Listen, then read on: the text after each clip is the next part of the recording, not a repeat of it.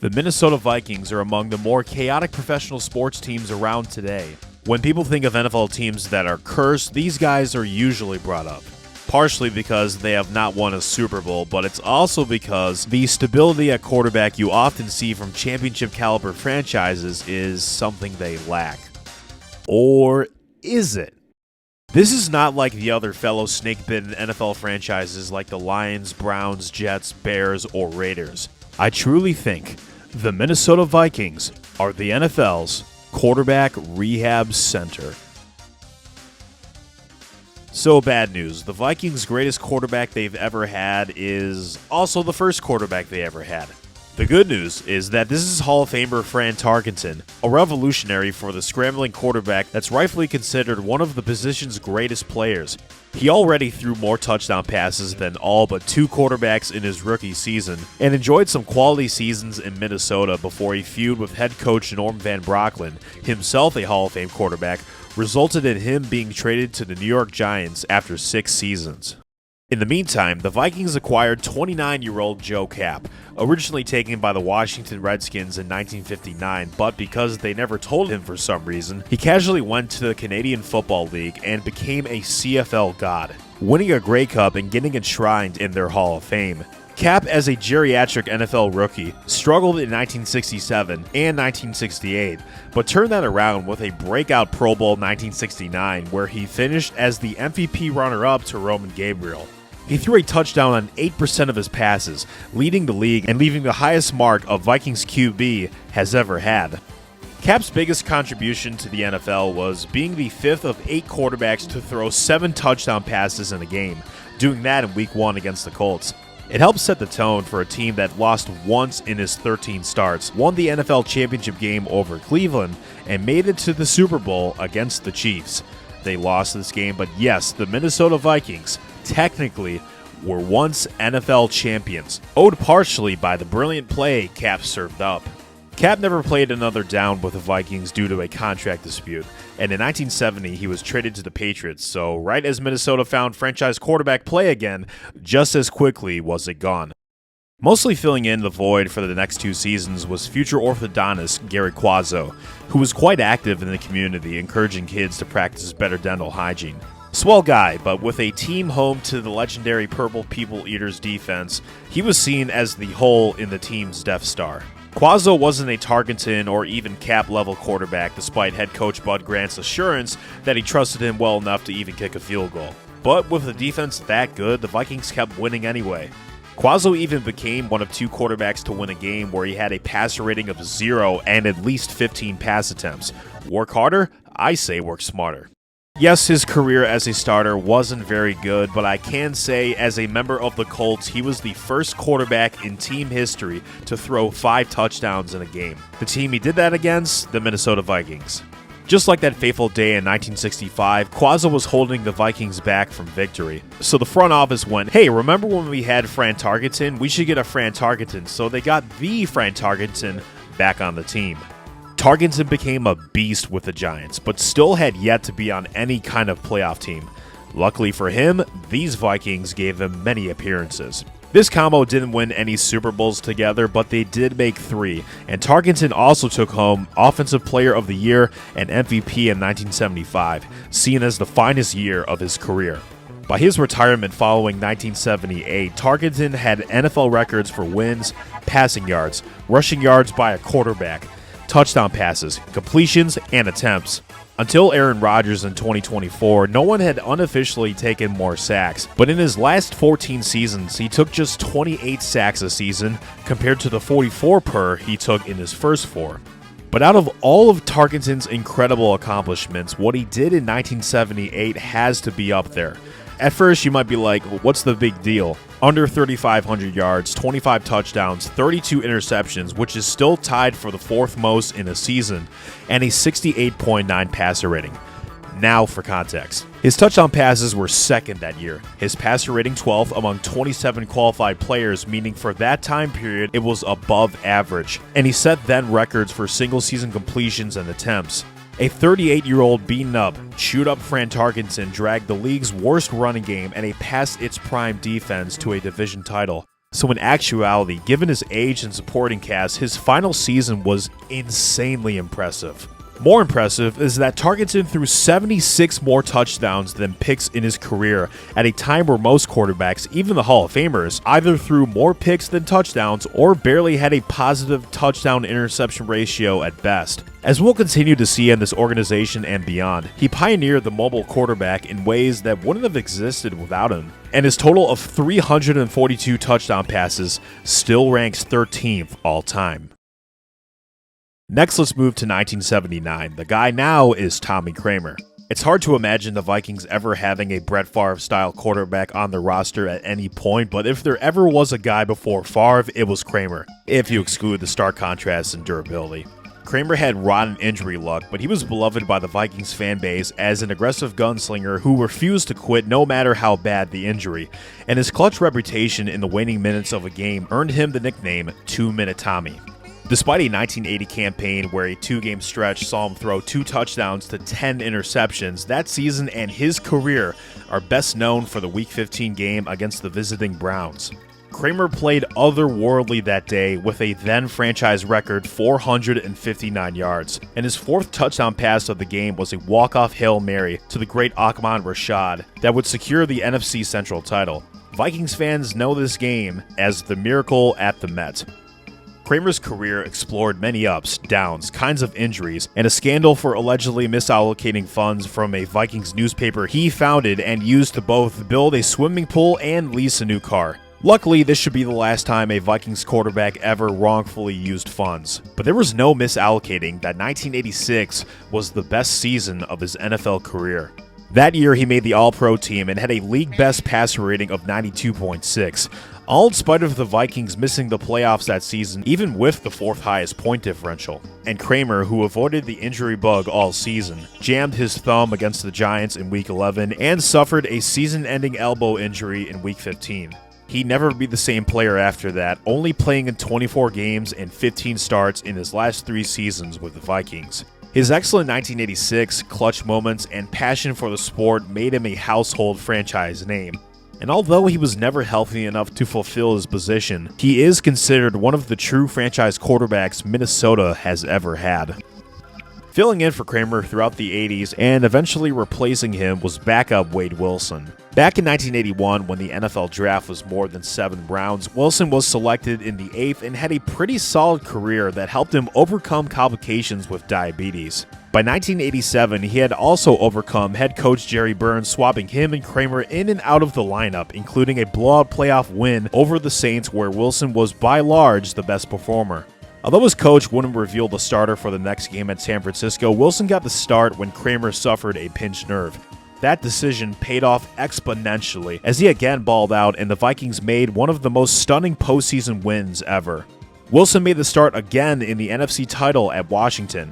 His best-known play is a final gasp pass on the Redskins goal line that Darren Nelson could not haul in. Quick opinion here, I know Nelson has been scapegoated for this drop, but even if he hung on, he was just outside the end zone, and I'm not so sure he would have been able to extend the ball beyond the plane before the terrific Darrell Green tackled him.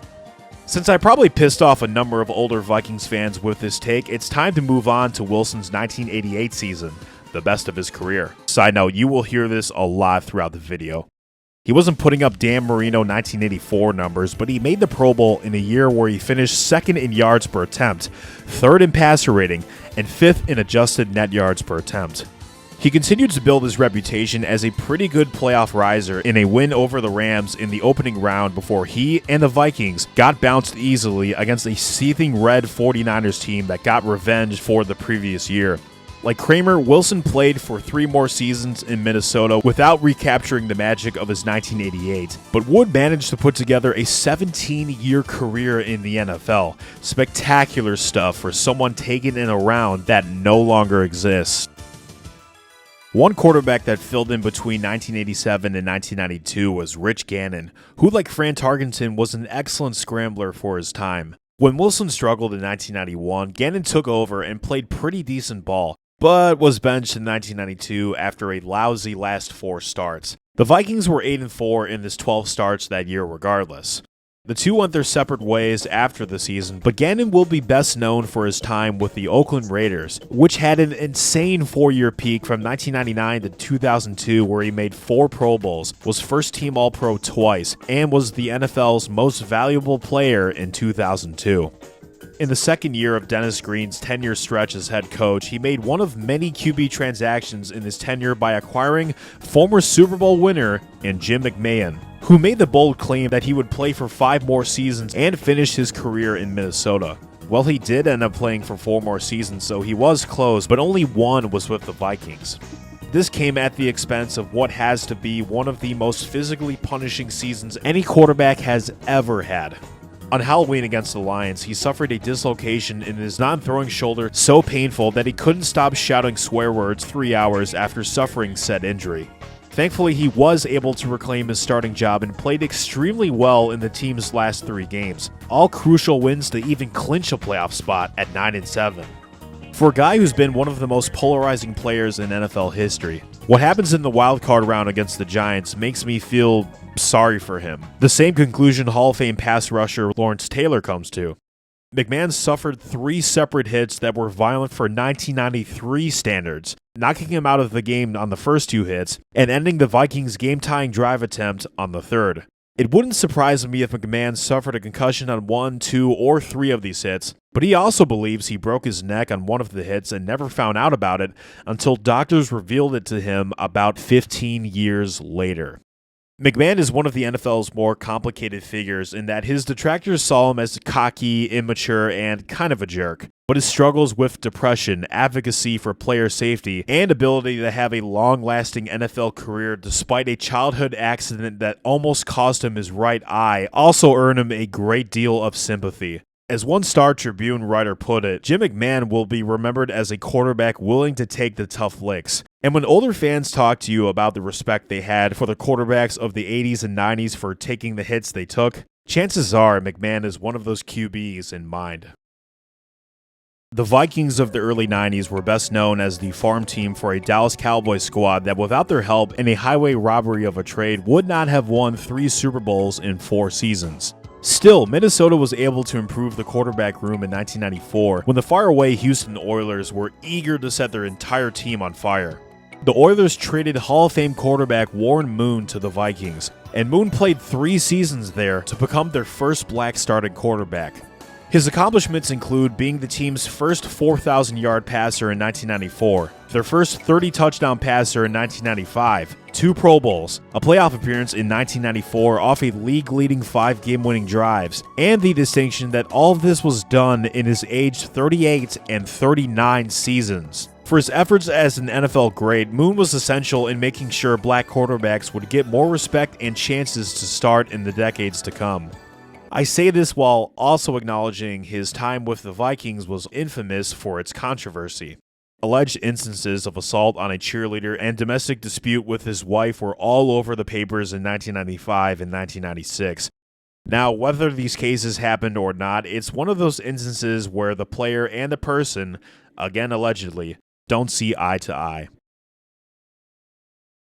Ankle injuries sapped Moon's 1996 season and his time with the Vikings, so as the replacement, their quarterback factory pumps out Brad Johnson. Johnson was taken in the 1992 NFL Draft in the 9th round, which, as you may have guessed, no longer exists. And wouldn't you know it, Johnson ended up being one of the better quarterbacks of '96, ranking 3rd in passer rating, 6th in yards per attempt and adjusted net yards per attempt, and being responsible for the team winning 5 of their last 8 games to secure the team's 4th playoff appearance in 5 seasons. After their 4th postseason appearance without a win in the 90s, Johnson was the primary starter again in 1997 and was once again quite solid. In Week 7 against the Panthers, his impact on the sport was at its greatest when he became the first quarterback in NFL history to catch a touchdown pass that he threw.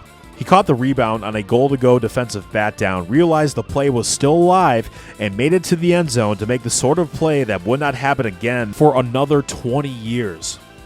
Johnson in Week 14 against the Packers suffered a season-ending neck injury, meaning the Vikings would have to get a guy off the street to play quarterback.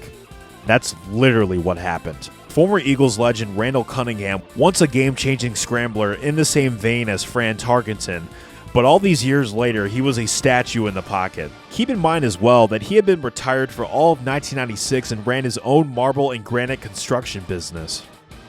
The Vikings were in danger of finishing 8-8 and missing the playoffs after an 8-2 start, but Cunningham did just enough in Week 17 to earn a win and the playoff berth. In a game that likely would have cost Dennis Green his job had they lost, Cunningham and the Vikings overcame some of the worst clock management seen in any playoff game with a last-minute touchdown, onside kick recovery, and game-winning field goal sequence for their first playoff win of the Green era. Cunningham remained as Johnson's backup in 1998, who was sidelined for nearly the rest of the season save for a major appearance in Week 10 against the Saints with a sprained ankle. No one had expected that Cunningham would help lead this team to a franchise-best 15-1 record and create, well, the best season of his entire NFL career and one of the greatest ever seen. Cunningham became the first black quarterback to be selected by the Associated Press as first-team All-Pro, and it's easy to see why when you consider he threw for over 3,700 yards, set Vikings records with 34 touchdown passes and a 106.0 passer rating, threw just 10 picks, tied Joe Kapp's franchise record with a league-leading touchdown percentage of 8, and threw for 8.54 adjusted net yards per attempt, the fourth highest in any season up to that point. The 1998 Vikings set an NFL record with 556 points scored, a mark that would last until 2007 and remains 7th most all-time despite the passing boom of the 2010s. I'll spare you how the season ends because it's been covered to death in many videos, but if you must know, the Vikings don't even make the Super Bowl, and the result is one of the most heartbreaking losses any sports team has ever had to endure. But it doesn't diminish that Randall Cunningham had cemented himself in Vikings and NFL lore by transcending from a scramble-happy player to a character arc-boosted pocket passer that finished as the Associated Press's MVP runner-up for a third time in his outstanding career. He played poorly in 1999 and found himself at the end of his electrifying career as a starter. But his renewed faith in Christianity had helped him mature into a fantastic leader in his 30s and play career-best ball in Minnesota. His humility will be something our next quarterback will look to achieve. In the 90s, Jeff George had a reputation as a selfish locker room cancer, as opposed to a selfless locker room cancer. The first overall pick in 1990, he busted with the Colts, had some decent seasons in Atlanta and Oakland, but also took a gargantuan amount of sacks, and reportedly didn't seem interested in learning his team's plays or being a more team-oriented player at all. But when he signed with the Vikings in 1999, it looked like he was actually trying to change his ways, be professional, accept and adjust to being a backup quarterback. Then, as Cunningham was benched for another superpowered Herculean arm-wearing quarterback, George had the best season of his NFL career and was legitimately one of the best quarterbacks of 1999. In just 12 games, his 23 touchdown passes were 6th most, his passer rating of 94.2 was 3rd, his touchdown percentage and yards per attempt were both 2nd highest, and his adjusted net yards per attempt ranked in the top 3. And unlike past seasons where he allegedly burnt bridges between teammates and coaches, he really seemed to be that team-oriented player he aspired to be in Minnesota. Helps when the Vikings erased a 2-4 start to finish 10-6 and make their 7th and last playoff appearance of the 1990s. The Vikings exacted a sliver of playoff revenge against the Dynasty Cowboys in the wildcard round as George played lights out. Numbers-wise, it seemed like he did it again in a loss to the Super Bowl winning Rams the next week, but 3 of his 4 touchdown passes came in the final 5 minutes of the game when it was already wrapped up. Still, as it had with Warren Moon and Randall Cunningham, the Vikings had little trouble fielding a very productive passing offense, and hope is the next quarterback they have will do that for more years than one. George and the Vikings could not agree to a new contract, so he left for DC in the offseason, leaving the starting job in the hands of the 1999 11th overall pick, Daunte Culpepper. If you've ever played NFL Street, I know I have, you know how gifted this guy was. A powerful arm, crazy mobility, and freak 4.52 40 times speed for a 6'4", 266-pound specimen. Dude had the quarterback skill set of the future. But going into his second season, Culpepper had yet to throw a single pass. So technically, this was his actual rookie season. And the pressure was on to keep what was surely an impatient crowd of Vikings fans from getting more impatient with Dennis Green's 8th starting quarterback in 9 seasons. As one writer compared Green's handling of the position to trading Pokemon cards, Culpepper had to be good right away or risk getting booed off the field. With all that said, I think his 2000 season was more than enough to put Vikings fans at ease.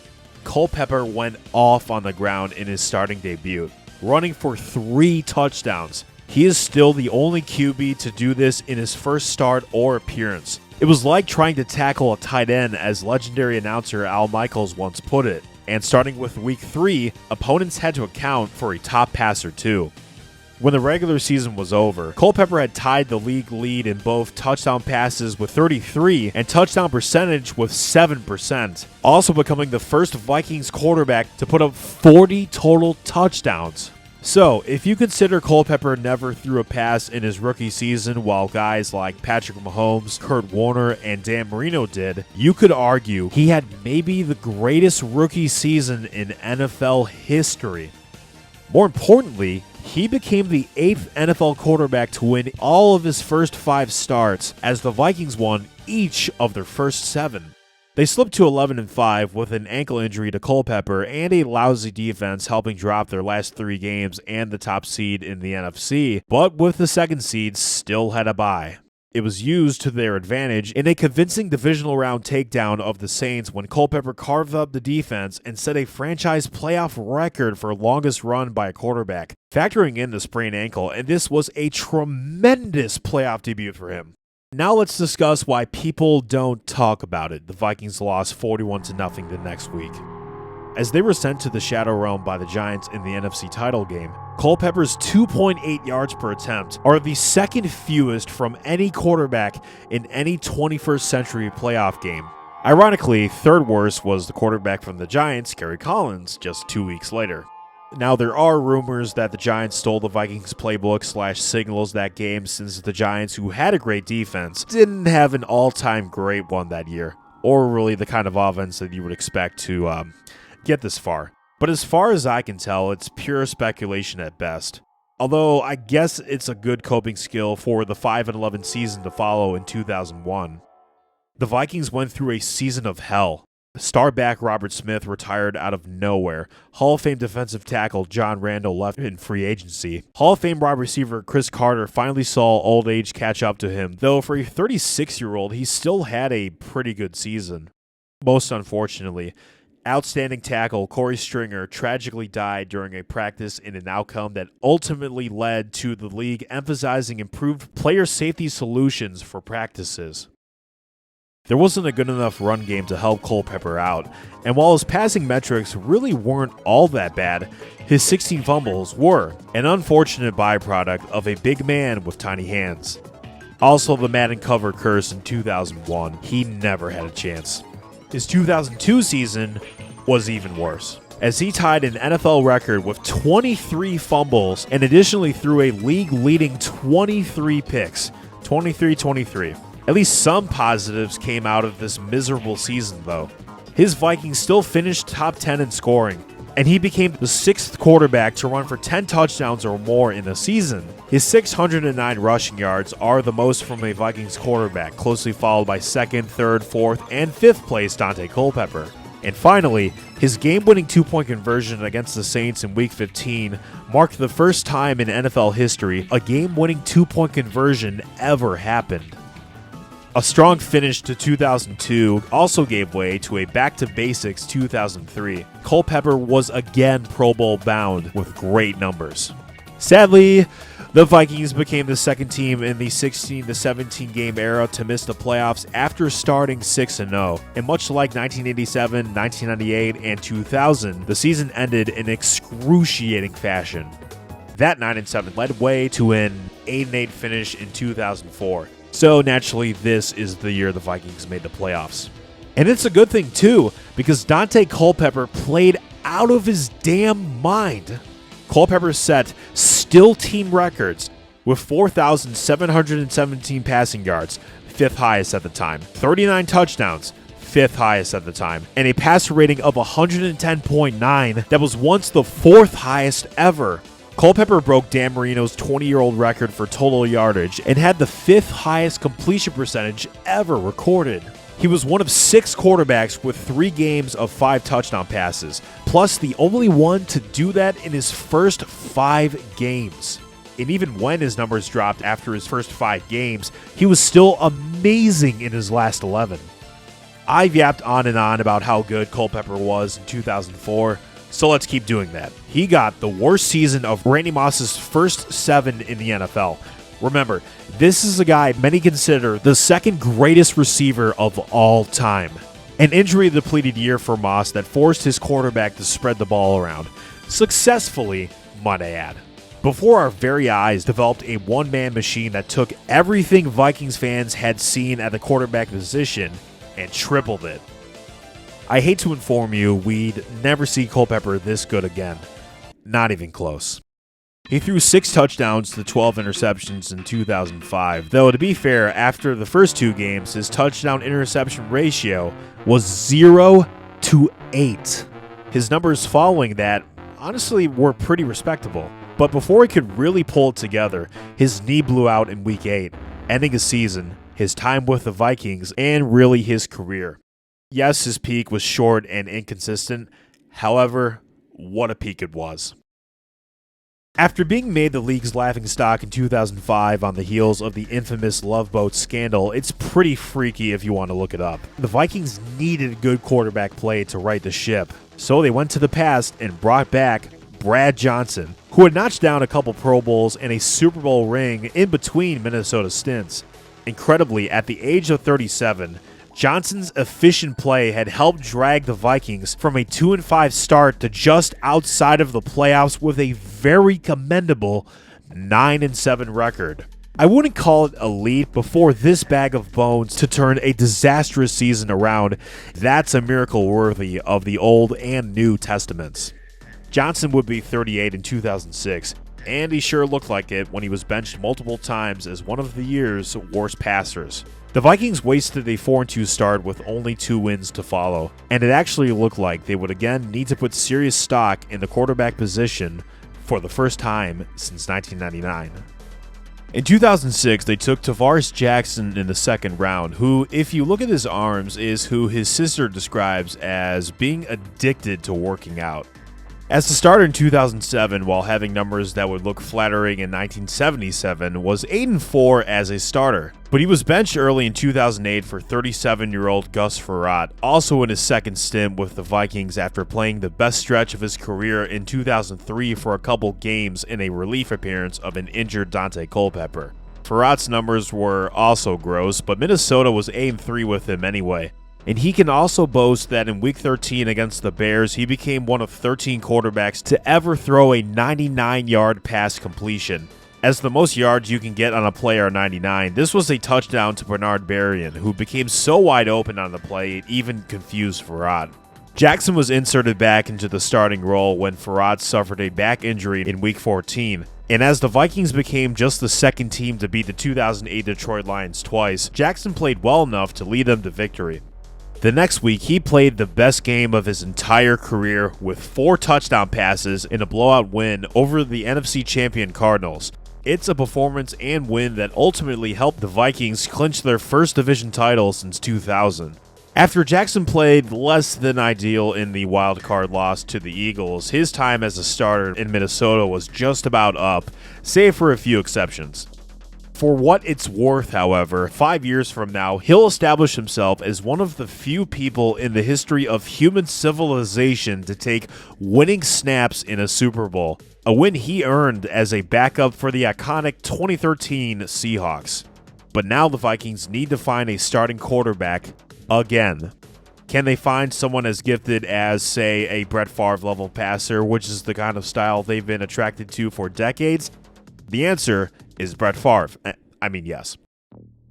Favre will be another one of those guys who's allegedly a better quarterback than he is a person, but after signing with the Vikings weeks before the 2009 season start, he went out and put up a historic season for a 40-year-old quarterback. Most fans recognize his inability to not throw more picks than any quarterback in NFL history, an average of 18 a season as a starter. In 2009, he threw 7, tying another former Packers quarterback with the league's lowest interception percentage. It's difficult to understate the landmark season he had for his age. Until now, no 40-year-old had ever thrown for 4,000 yards or 30 touchdowns in a season. You've already been familiar with the closest to do that, Warren Moon in 1997 with the Seahawks. Favre achieved both and became the first 40-year-old quarterback to have 3 games of 4 touchdown passes. Before Tom Brady, Aaron Rodgers, and Drew Brees, Favre was truly the first starting quarterback to defy the age of 40. In other words, Favre in 2009 at the age of a Social Security collector had an all-pro caliber season, good enough to get the Vikings a 12-4 record and the 2nd seed. He had earned the respect of Vikings fans after a wild game-winning touchdown pass to receiver Greg Lewis in Week 3. Lewis not only made his first of 8 catches that season on that touchdown, but was also someone Favre barely met and didn't even realize was who he threw it to. In both games against his former Packers, Favre exploded for 7 touchdown passes, a passer rating of about 135, and won both games with wins, no turnovers, and no sacks. Just ridiculous stuff for a guy who barely learned the playbook and barely played in the preseason, and, forgive me for sounding like a broken record, was also 40 years old. Favre in the playoffs played at unconscious levels against the Cowboys in a divisional round win to mark his only playoff game with 4 touchdown passes, before getting bruised and battered in one of the most controversial NFL games ever.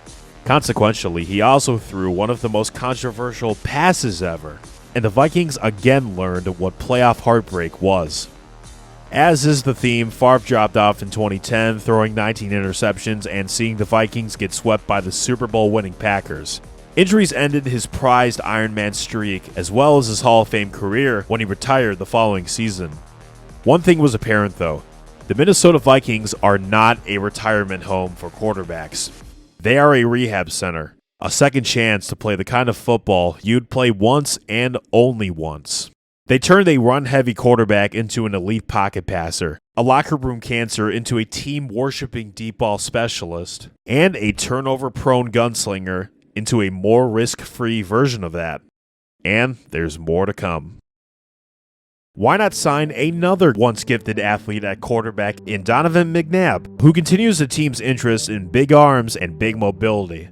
His numbers weren't horrific, but McNabb was clearly washed and was eventually benched after taking a large number of sacks in a short span of time in Week 6.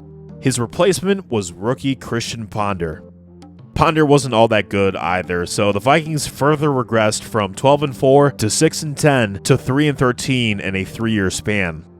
In 2012, future Hall of Fame running back Adrian Peterson essentially became the team's quarterback with a 2,000-yard season as he was the last non-QB to win an MVP. He carried those Vikings to a playoff-snatching 10-6 record, but to Ponder's credit, he played the game of a lifetime in Week 17 to help them even clinch that playoff spot. He wasn't available for the wildcard game thanks to a tricep bruise suffered in the regular season finale, and his reign as an NFL starter was over after just 4 seasons. 2013 saw a blend of Ponder, Matt Castle, and Josh Freeman making starts, which didn't amount to more than 5 wins and a tie. Back to the NFL draft we go, and with the 32nd pick, the Vikings select Louisville's Teddy Bridgewater, someone who I have loved forever as a Minnesota Viking. His time here isn't for long, and yeah, the numbers from his first 2 seasons are pedestrian. There's 2 reasons why I've never cared about this. 1, he made a Pro Bowl in 2015 even with run-of-the-mill production, so as a fan of Vikings Teddy Bridgewater, this means something to me. 2, I always thought his time here was better than his numbers suggest. His receivers never really got good until after his time as starter, and he was dealt with some truly horrific offensive lines in 2014 and 2015. But as another mobile quarterback in the vast Viking sea of mobile quarterbacks, he was also able to make plays under pressure and avoid turnovers, even landing the Vikings a division title in 2015 that would again end in shocking playoff heartbreak. Bridgewater's best game came in Week 15 of that season against the Bears, where he put up a combined 5 touchdowns while only getting sacked once. It's a what could have been scenario for me. Not that Teddy had the highest ceiling, but maybe would get more of these games if he played with even a below average offensive line instead of one of the 2 to 3 worst units. But we'll never know what he could have been, because right before the 2016 season, Teddy Bridgewater tore his ACL and then some in a way that threatened to cost him his leg, a significant hit to what was sure to be a promising season for Minnesota football.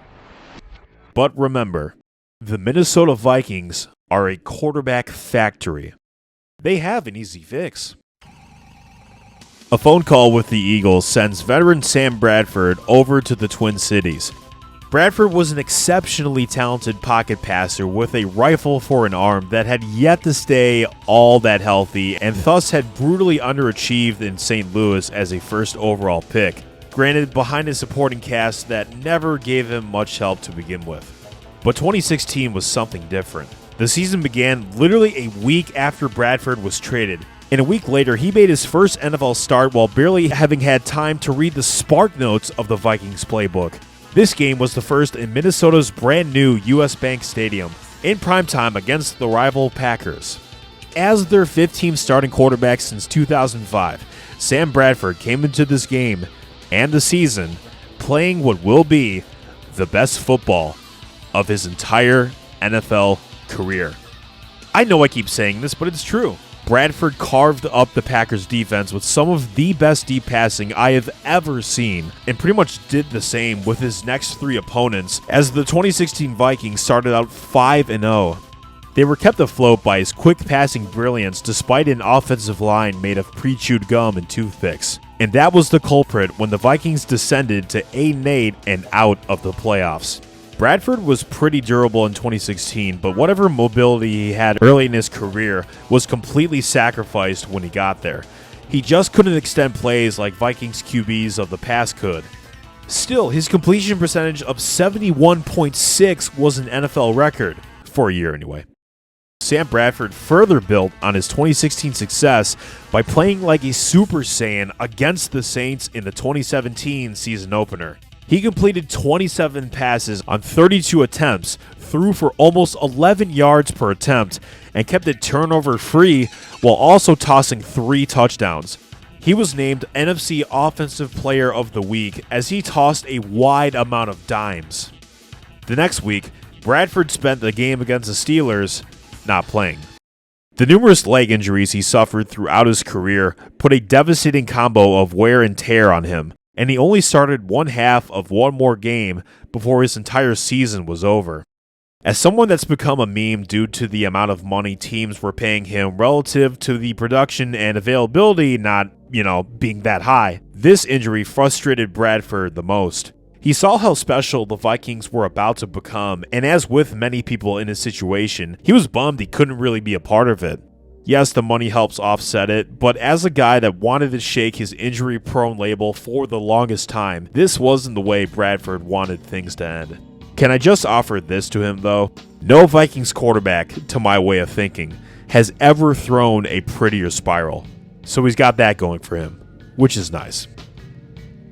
So now you're thinking, yeah, now the Vikings have to get a rookie quarterback contract and rebuild. And that's dumb. Suddenly, backup Case Keenum was brought in and told, you will play the best football of your entire career, which he does.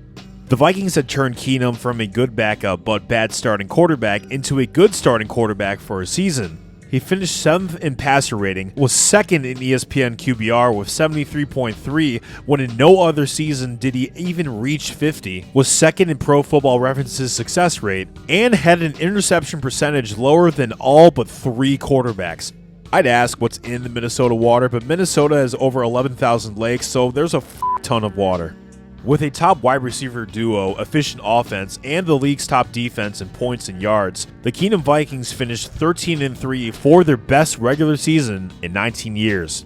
Keenum became another fixture in Vikings lore when he tossed the game-winning touchdown pass in the divisional round to Stephon Diggs in what was known as the Minneapolis Miracle, the first walk-off regulation touchdown in playoff history. Keenum said he was swimming with emotion after the game. You should be, Case. Minnesota has over 11,000 lakes. Who cares if Minnesota in January is colder than hell after the Vikings won this game? It was a rare, heartbreaking playoff loss the Vikings gave to another team, which almost offset that they got their asses wrecked in the NFC title by the Eagles. Yet again, they had a decision to make at quarterback. Run it back with Keenum, Bradford, maybe even Bridgewater? Nope, Kirk Cousins. When Kirk Cousins signed for a then NFL record $84 million in fully guaranteed cash, he was supposed to be the final piece for a supremely talented Vikings roster in search of its first Super Bowl win. Skill set wise, his mobility wasn't as good as Bridgewater or Keenum, but it was better than Bradford. His arm was better than Bridgewater and Keenum, but not as good as Bradford's. His deep accuracy wasn't as good as Bradford's, but it was rock solid and better than Teddy or Keenum. So skill-wise, as far as I'm concerned, he was in the middle of these three. Statistically, Cousins will be a beast in 2018 and beyond, but the Vikings regressed to 8 wins, 7 losses, and a tie. He developed a reputation as a guy that would pad his numbers at the end of games to make his stats prettier without making the big plays that would push his team over the top. Whether that's true or not is up to you, because he's one of the most polarizing players in NFL history. Though Cousins could not match the ceiling of past Vikings greats, he had the floor that evaded the Vikings in their search for a consistent franchise quarterback not seen since the Daunte Culpepper era. He and the team improved in 2019 to clinch a playoff spot, and a clutch overtime drive in the wildcard round earned Cousins his first career playoff win. As the years went on, he was racking up yards and touchdowns at speeds no Viking before him had ever gotten to. Yet there was a large discrepancy between his jaw-dropping raw numbers and what a lot of detractors thought about him. One way to look at it is looking at the splits between his passer rating and his ESPN QBR, which tries to be a more efficient passer rating metric. From 2018 to 2021, he was 10th, 4th, 8th, and 4th in passer rating. In that same stretch, he was 15th, 13th, 18th, and 15th in QBR. I'm not saying QBR is the end-all be-all of QB metrics, but it does show that the guys at ESPN saw what a lot of his doubters saw. This was a great fantasy football quarterback, but someone who wasn't really great at winning. However, that did a complete 180 in 2022, where Cousins offset his worst numbers in Minnesota by tying an NFL record with 8 fourth-quarter comebacks and 8 game-winning drives. It pushed a team with a point differential of -3 to 13 wins. No other 13-win team has ever done that. There's a good reason for that, as they got belted in the opening round of the playoffs by a Giants team that won 2 of their last 8 games. In 2023, Cousins' great production finally matched the eye test, as he was carrying an inconsistent Vikings team back into the playoff race after a dreadful 0-3 start. For a full season, he would have been on pace for almost 5,000 yards and nearly 40 touchdowns. But we never got to see that play out after an Achilles tear in Week 8 ended his season and stint in Minnesota. But though he was rarely seen as a clutch performer here, Cousins' career as a 4th-round pick is a monumental success.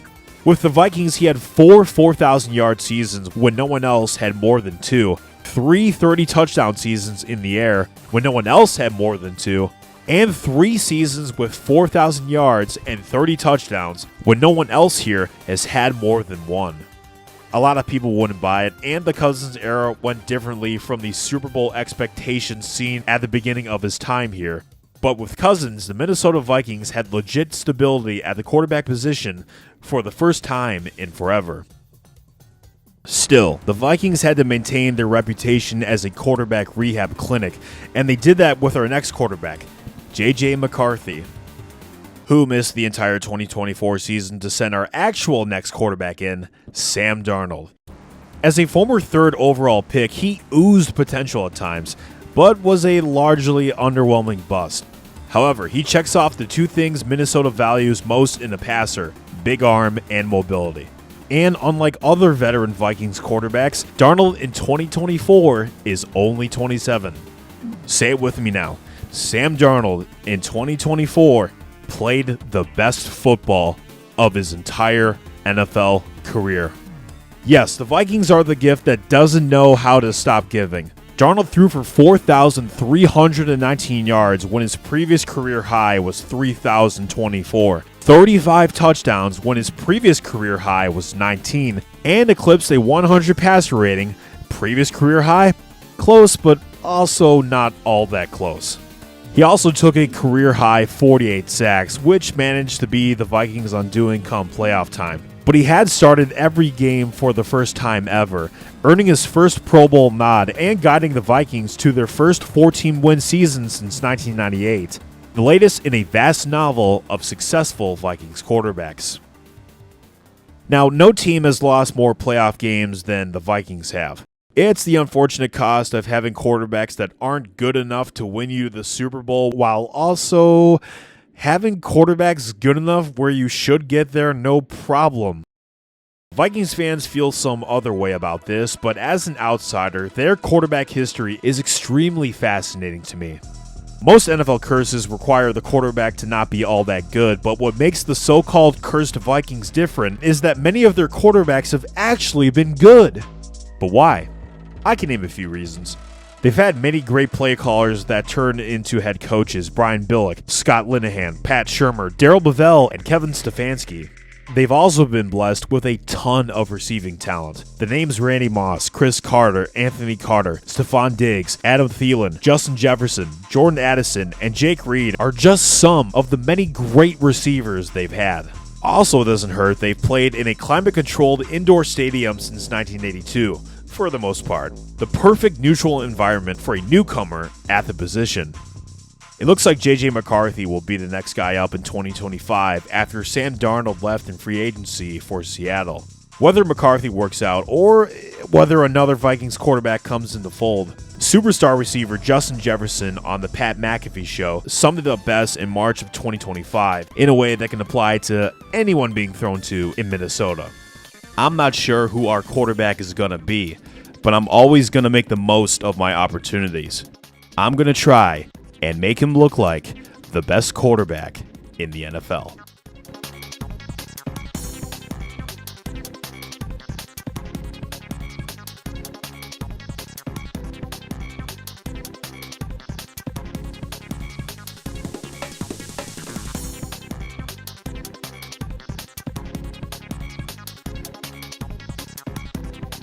Hey there, it's me again at the end of the video. Thank you so much for watching. If you haven't, please like this video, subscribe, turn on notifications so you can see videos like this more often, and hey, I'll see you next time. Take it easy.